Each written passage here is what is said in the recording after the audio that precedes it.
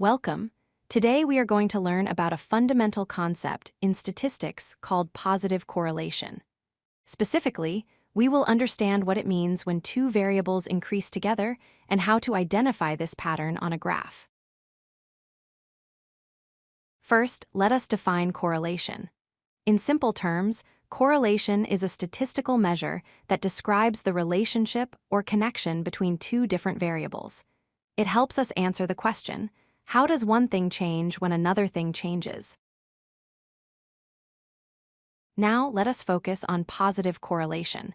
This occurs when two variables move in the same direction. That means if variable A increases, variable B also increases. Conversely, if one goes down, the other goes down as well. They act like a team. To visualize this, we use a tool called a scatter plot. This graph has two axes, a horizontal x-axis representing the first variable and a vertical y-axis representing the second variable. Each dot on this graph represents a single data point containing information about both variables. How do you spot a positive correlation? Look for an upward trend. Notice how the dots seem to form a pattern that rises from the bottom left to the top right. This uphill slope is the signature visual cue that both values are growing together. Let us look at a real-life example. Consider the relationship between hours spent studying and test scores. Generally, the more hours a student studies, the higher their test score will be. As one number goes up, the other follows. Here is another common example: the temperature outside and ice cream sales. On hot days, people buy more ice cream. So, as the temperature increases, the sales figures also increase.